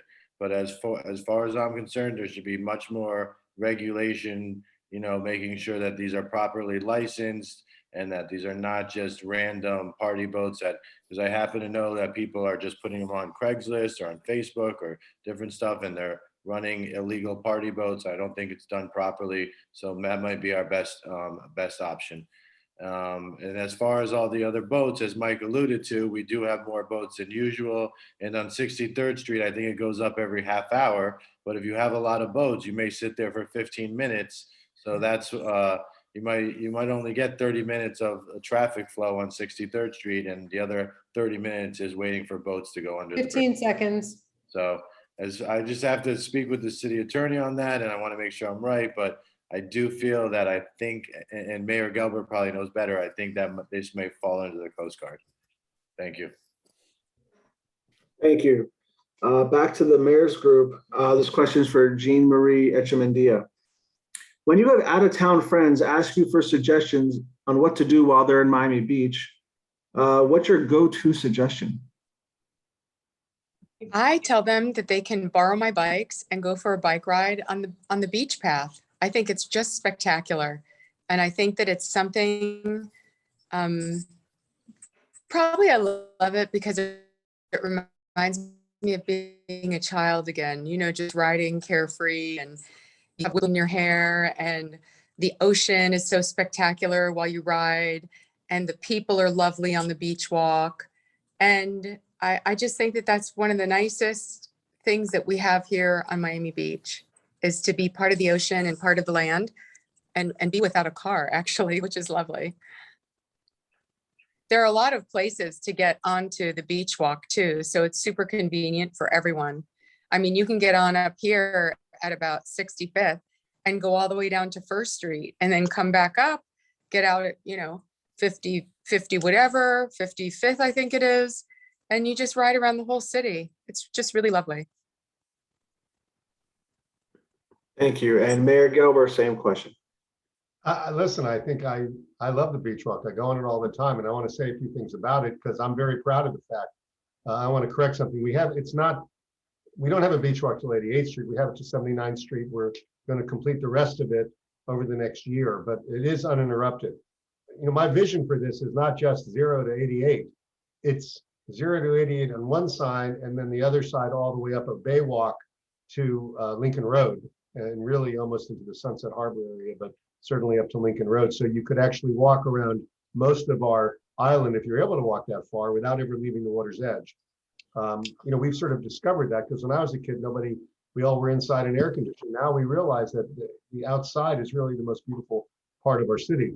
The Geo Bond, again, which I'm very proud of, provided cameras for much of it, which we're putting in right now. It was not easy to get the Geo Bond passed. Really, a majority of the commission even supported it. So it had to get out and get to the people who supported it at over 70%, including cameras on the beach walk and cameras and in other areas. But we need to get all this done. There's going to be a beautiful bridge on 5th Street that looks like a kaleidoscope that some fancy architect has designed. 15 seconds. So I think that the very best elements of our city are those that you can walk and you can bike, because they bring you to what I think are the extraordinary natural gifts of our city, which is our beach and our water and our air. Thank you, Mayor Gelber. All right, next we're going back to group 1. This question is for Raquel Pacheco. Similar question to the last question for group 3, a similar area, I guess. We've received several questions related to the Indian Creek 41st Street and 63rd Street bridges seeming to be opening more often for longer periods of time and tying up traffic. What are your thoughts on this, and do you have any plans to alleviate these traffic concerns? Hey, yeah, absolutely. It's a major impediment to our traffic flow, right? So we have to look at better scheduling. We have to look at options for scheduling. But also in regards to that, David, if you don't mind, I'd like to go back a little bit to the question that you posed earlier about the disruption in our waters with the loud boats and the unregulated behaviors out there. I'm a big proponent of mooring fields. And for anyone who doesn't know, a mooring field is a legally defined area within the body of water. And I think that we should look towards that. We could establish a local ordinance that designates these areas as mooring fields, not only so that we can regulate what happens in our waters, in our bodies of water, but also so that we can keep the water clean. Currently, these boats are really not regulated. They dump their waste into our bay. They leave their trash floating around. If we do this collectively as a city, we would have a lot more control over what happens there, and we could also collect revenues. So there's a tremendous opportunity there, and I would like to move forward to evaluate that. And I know this doesn't quite answer your question, but as far as the scheduling is concerned, I've been stuck in those bridges. I've been stuck in those bridges. I know what that feels like, and I know how disruptive it is, not just to regular residents, but to emergency vehicles and everything in between. So we have to look at the schedules, and we have to look at what works best for everyone. Thank you. Same question for Kristen, Rosen, Gonzalez. So this is a major issue for me because I live on 46th and Alton, and we own a business on 56th and Collins. So it means I have to go north, and then I have to go south around Collins. And I can either go, and now I take 41st Street because 63rd Street the bridge is always up, and it takes me 30 minutes from my house, and normally an 8-minute trip. So what have I observed? Because our restaurant is on Indian Creek Waterway. We have party boats. There are illegal operators along Collins Avenue in front of the Fontainebleau and other places. They are parking illegally. They do not have permission to run these illegal party boat charters. I have seen them go by. I know that code compliance, we have to create ordinances to stop these party boats, because not only are they blocking the bridge, and a few special interests are affecting tens of thousands of commuters and people trying to travel around the city, but it's absolutely right. But it's affecting all the homeowners because they are getting all the noise from these party boats that they never had before. So I know exactly what to do and exactly how to legislate this problem and actually give direction to be able to enforce it too. I really do hope that we can. Oh, and by the way, we have to work with the Coast Guard. And 15 seconds. And Mickey Steinberg has done a great job. And I actually commented on the Coast Guard post and sent them a letter to make sure that they know that how it's affecting our community. And I think thousands of residents did. So I was very active in that too. Thank you. And now we're back to group 3. This is for Stephen Cohen. With the recent discussions and votes at the commission regarding the Byron Carlisle Theater property and the North Beach Library property, what do you think should be done with those properties? Okay, as far as the library, I personally don't believe in, selling public land, especially waterfront public land. And if we are going to sell waterfront public land, you need to sell it on the open market, meaning you list a property and you sell it on the open market, you get high bids. Last year, there was an offer for the marina. The offer was based on an appraisal. In real estate, you have an appraisal, but that usually comes after you get a contract. If it's an appraisal where you're going out and getting an appraisal on a property that has no comparables, that's called the broker price opinion. Last year, they were trying to sell the marina for $55 million. Recently, we have houses, one single house selling for $40 million. We have a house being listed for $80 million. So personally, the only way we can ever sell city land is if you properly market it and you open it to your bidders. And the bidders are not just your neighbors. The bidders are the whole entire friends, the whole entire world. Secondly, as far as the Byron Carlisle, I do think that the most residents want to, refurbish the Byron Carlisle. So I do think that we're going to have to put the money towards the Byron Carlisle. But I would also be open to, just because I would be open to some type of workforce housing on top of the Byron Carlisle, similar to what I heard before.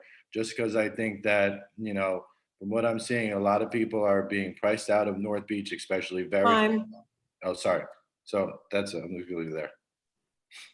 Thank you. And Michael Barrineau, same question. Yeah, I mentioned this earlier. I think there's a real concern across the city that we're going to sell off our public property. In my neighborhood, Mr. Cohen just mentioned 300 Alton. We also have Nikki Beach. I don't know if anybody realizes that is city-owned property. And I would argue, based on the prices I'm seeing, potentially for the Surfside property of 120 million, I believe. I think this property in south of Fifth, that where Nikki Beach sits, is the most valuable piece of real estate on the east coast of the United States. There will be tremendous pressure to sell that. I think it should be when the Nikki Beach lease expires. I think we should turn that into a park, a city park. So I'm not gonna, I'm really not gonna be particularly open to selling off city property. Regarding the Byron Carlisle, I have to admit, after being in Miami Beach for 10 years, I don't understand the emotional attachment to that particular building. It looks to me like a Kmart from the suburbs. I don't think it has architectural value. But look, if residents are emotionally attached to it and do feel like it is an important part of the community, 15 seconds. I won't be trying to sell it. I think we should find the money and upgrade the building to something that the North Beach residents will value and will enjoy and value. All right, thank you. Thank you all so much. Next, we're going to go to Stephen Hawes, and he's going to talk a little bit about some of our upcoming events, and then we're going to come back to our candidates for closing remarks. Thank you. So Stephen, you have the floor. Thank you, David. So we have several things coming up. If you didn't know, tomorrow, Tuesday, is National Voter Registration Day. It's an incredible day nationwide.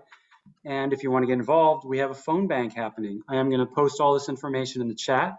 We'll also be sending out some communications tomorrow as to other ways you can help register voters. Number 2, we have some other voter registration events coming up in the coming months. One at the Lincoln Road Antique Market. I'll be posting those dates. And we're also having, it's a table, you sit at the table, people come up, you register them to vote. It's a lot of fun. We're also doing it in North Beach at the Normandy Fountain. We got South Beach covered, we got North Beach covered. So registering voters is the one thing that we can do to put our Democrats in a good position to win coming up, not just in the upcoming midterms, but even farther on down the line. And number 3, we have our October general meeting coming up on October the 18th. And at that meeting, we will be holding an election for one of our club open board seats, the board of director number 2. More information to come on that coming down the line. I am going to take all the 3 things I just mentioned, and I'm going to post stuff in the chat. So take a look, click the links there, email us. And what I will also do after I post information about those 3 things, I'm also going to post all of our social media handles and our email address so you can get in touch with us. Note also that we have a YouTube channel, and in a couple days when we get this recording up on YouTube, we will be sending out that link, and you can share that link with others so everyone else can see what our great, awesome Democratic candidates have said tonight. That's it, David, back to you. All right, thank you. So I'm looking at the time here. We have enough time for 3 minutes per candidate if you want for your closing remarks, and feel free to also address anything not everyone was asked the same question. So if there's a question you wanted to comment on, feel free to address it now. And the other thing I suggest you all do is put your campaign information in the chat group for everybody to see. And with that, I'm going to start with the opposite direction. We're going to start with Stephen Cohen of Group 3 for closing remarks. Well, 3 minutes. Okay, I don't think I need the full 3 minutes. I'm a little short. I take short time than everyone else. First off, I just want to really thank you guys for putting this on. The Miami Beach Democratic Club is, you guys do a great job. It's really important what you guys are doing. As far as, like I said, with my campaign is, just about going out and meeting residents. Number 1 to me is, getting more people involved. Very important that people start to vote. We have a very low voter turnout in our municipal elections. So I think we need to really get people out there to vote. Like I said, our short-term problem is crime, but I think that if we work together and we, stop all this infighting between the city and we work together, we can, definitely make the city safer. Long term, we definitely have a very big climate issue that we need to take on. We need much better communication to the residents. The residents, from speaking to them, really don't feel like they have as much outreach as they deserve. And lastly is, we need to have more accountability in City Hall. Like I said, if you make a mistake as a city engineer did, you need to, it needs to be more accountable. We can't have that ever happen again. There needs to be more timelines. There needs to be more focus inside the city. Everyone needs to work harder. And, for me, it's just like I said, my job as a candidate is to go out there and meet as many residents as possible, listen to the residents. I'm running for all the right reasons. I don't really I don't work with special interests. If they offer me money, I don't take it. And I'm really running only for the residents. And I'm trying to do what's in the best interest of the city in the long term and in the short term. And one thing that I do care about, very important, is the younger generation. So I think that education is really important. And I think that we have good schools, but we can do more. And so I really am going to focus on the education when I get in there. And I want to thank you guys again. I want to thank everybody else, Mike B. I really am, I thank Mayor Gelber for taking his time, and thanking all you guys and all the participants. And just please try to tell everyone that, the election is coming up, and it's really important that people get much more involved in our city. Thank you. Thank you. Mike B. Barrineau, you're up. Thank you. Thank you, David. And thanks to everybody for this opportunity. I love talking about all of this stuff, and for those of you who share a passion for these sometimes wonky kind of policy, deep in the weeds policy kind of issues, I enjoy it, and I enjoy talking about it. So thank you for that opportunity. I'll just share a few things. If those of them don't know me, I have a reputation for being plain spoken, I have a reputation for being pragmatic, and I'm really I'm not a politician. I actually tell folks I think I'll be a much better commissioner than I am a politician. I love to work together. I love to collaborate, and I'm a consensus builder and a collaborator. I'm happy to talk with any number of folks before making a decision. I listen. I've listened in every role that I have played as a volunteer public servant in Miami Beach, and I will continue that as a Miami Beach, as your commissioner. So it would be my honor to serve. It would be my pleasure to serve as your commissioner, and I ask for your vote. Early voting starts, mail voting and early voting starts very soon, and I'm excited about the opportunity. Thank you so much. Thank you. And group one, Raquel Pacheco. Thank you. So thank you all so much for the opportunity to come before you tonight and to express some of my views and positions. Thank you all for tuning in and taking the time to get to know us all. Local elections are the most important elections. They impact our quality of life directly. So it's very important that you educate yourselves and make the right decision for yourselves and for our city at large. I just want to say that, I'm a long-term resident of Miami Beach with a child in the public school system. This is a place that I chose as my home and where I'm choosing to raise my child. So I have a real vested interest and a lot of skin in this game. I think that I bring a real fresh perspective and some real, perspective that's backed up by real life experiences. And I'm really committed to rejecting negative politics, name calling, and all of the nastiness that comes with it, and just working towards uniting our city and improving our communication and closing that gap of suspicion between residents and local office and elected officials, and really moving towards moving forward cohesively. So that's what I'm committed to.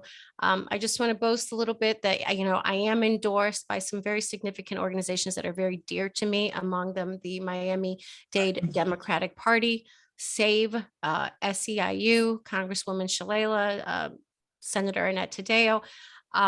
And I am the current chair of the city's personnel board and the former president of Miami Beach United. So I have a proven track record of community service. I've also been in the service since I served in the military since the age of 19. So service is something that is ingrained in me. It's something that I'm committed to. And regardless of the outcome of this election, you can count on the fact that I will stay active. I will continue to advocate for our city and for our residents. And I will make sure, especially to focus on sea level and environmental issues, which are critically important to me. I understand everybody's really worried about public safety right now, especially in the entertainment district. And that's absolutely something we have to tackle, because it's not only not acceptable for us as residents to have to live among this chaos, but it's also really affecting our brand globally. And we can't let that happen. We are at a crossroads in our city. And I feel that we need really, we need resident focused, elected officials. We need new blood with new ideas, and we need people who are dependable and reliable. And I honestly feel that 15 I am seconds. that person. So thank you so much. My information is in the chat. You can contact me at 305-450-5357 or go to raquelpacheco2021.com. I look forward to working with you all and to serving our community. Thank you again for this opportunity. Thank you. Kristen, Rosen, Gonzalez. Thank you guys for a very comprehensive 2-hour-long debate. I'm so ready for dinner right now. Okay, I love this community. Actions speak louder than words. Endorsements are beautiful, but you know what? When I didn't get elected in 2019, and I do believe that I didn't get elected in 2019 because of enemies that I'd made politically. And Winston Churchill always says that if you have enemies, it's because you're doing something. If you don't have any enemies, it's because you're really not taking stances. And that's what I stand for, being an independent voice. I have learned from the past. I am so happy to be in this campaign right now. If you go in and look at our campaign finances and see the amount of residents across the city that have contributed $5, $10, $20. Why? Because I help them. I literally have helped save the people in the surrounding buildings with Allison Park. Or, I helped people on 41st Street, or I helped save the Byron Carlisle Theater. And I took the time to advocate across the city for different issues. I advocated especially for the Democratic Party. Were my feelings a little bit hurt the other night that the chair of the Democratic Party that has endorsed my opponent changed my name to Kristen Rosen? Absolutely. My children are Hispanic and it makes me want to cry. My current husband is Cuban Jewish, and I think that for a community, especially the LGBTQ community, the Democratic Party who lets people identify, I've apologized for any controversy caused, but the bullying that has ensued by Democrats in our county party, I would really like to ask them why. I don't know what I have done to them other than probably oppose some pretty powerful Democrats with really deep pockets.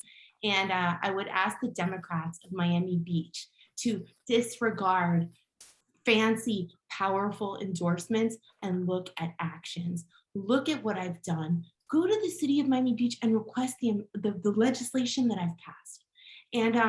And our city is at a crossroads. I will help. I will help hold our administration accountable. I will absolutely create developments that make sense for residents. And I am the commissioner that will have an open door. And when you have a problem, you will probably text me on your cell phone and my office will be 15 helpful. seconds. And we are going to help people of all colors, and Espanol, and English, and Francés, y todos los idiomas. So I love all of you very much. I would hope that you would consider voting for me and supporting me on November 2nd, because I think that I've earned Time. for it. Thank you. And the mayor's group, Jean Marie Echemendia. Hi. Well, I want to tell everyone that I'm not a career politician and I have no special backing whatsoever. It's my passion for this community that has me running for mayor. I want to improve our quality of life by waging a fearless war on crime through enforcement, enforcement, and enforcement. We have the laws, they just need to be enforced. I also want to make our city more beautiful than ever by keeping it clean and manicured. And I also want to, work on sea level rise and mitigation. We can do so many simple, small things that we haven't done yet. And really, we have to start somewhere, which is better than starting nowhere. These are my three major focus points, and I think that they're really imperative to get the city back on track to being the world-class resort that it really should be at this stage, given our property values. I'd like to read a little paragraph that I did not write. Carl Fisher stood at the beach where the sand was not so crowded with undergrowth, and with a stick drew a plan for Miami Beach, which would have Lincoln Road as its main thoroughfare. Look, honey, he told his wife, I'm going to build a city here, a city like magic, like romantic places you dream about but never see. It's going to be a place where the old can grow young and the young never grow old. The sort of place Ponce de Leon dreamed about. This is Miami Beach, and this is why I want to be mayor, to make it better than ever. I'm sorry, I always get so touched with that paragraph. That's it. Thank you so much for giving me a chance to be interviewed and tell you my views on how I will change the beach. Thank you. And Mayor Gelber. Thank you. And thank you to all of the candidates, including my opponent. I think it's important to have civil discussion, and I've tried as mayor to make sure that we always listen and we treat everybody civilly, and then my colleagues act that way. I think you should demand that. I don't believe in kicking the can down the road. I believe in solving issues, not with sound bites, but with real solutions. I believe in good government. and I believe in doing the right thing, even if it's hard. I wanted an inspector general, and as Mike B pointed out, we now have an independent one, even if it's difficult, even if he criticizes us. Thought it was the right thing to do. I wanted our street level program and our resiliency program tested. So I went and asked the Rockefeller Foundation, literally just called them up and said, will you fund it? And they brought in an Urban Land Institute study that did a top to bottom look at our program. It said we were doing some things really well and criticized us in other ways, which we have since corrected. You know, it's hard to invite people in to criticize you, but I thought it was important, if we're going to suffer the disruption and pay for it with so much money, that we get it right. And my point is, I don't pull punches. And COVID, I think, was the best example. I didn't keep my head down. I put it up and I told people what they needed to hear, even if it was not what they wanted to hear. And those that I thought were wrong-headed, like the governor, like the former president, I called out. And I got a lot of hate mail. A lot of people don't like me because of that, but I thought it was important for us to hear that. By the way, our city, and I'll say it again, I've only seen the 10 largest cities' mortality rates. Ours is the best.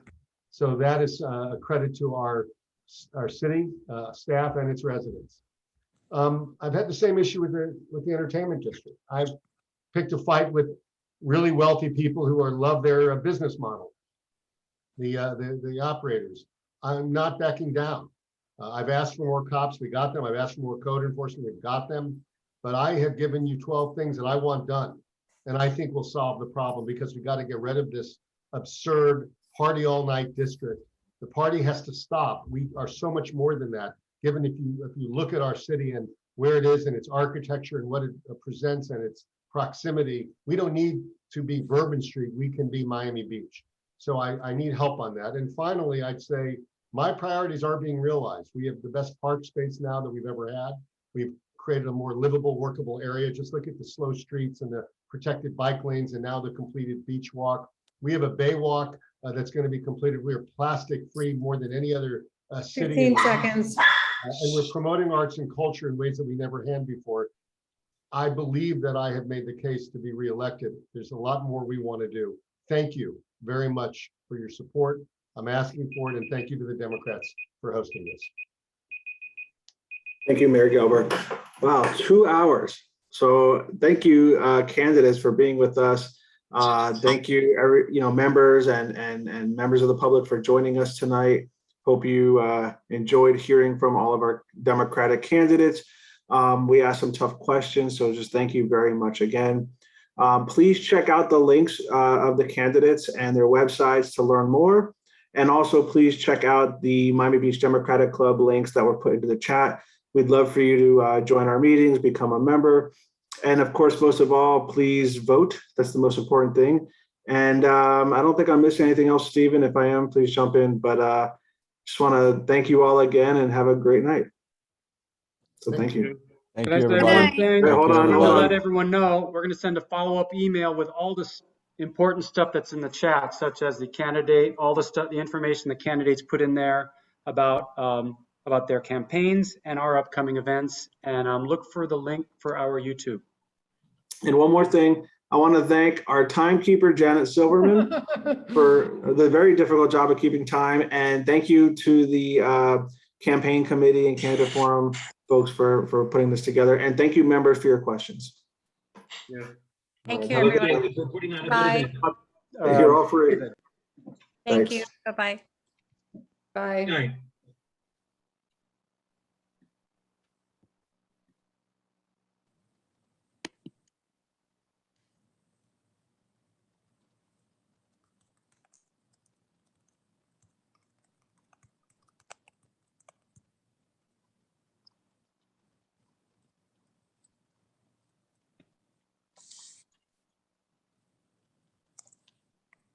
I'm going to end the recording now.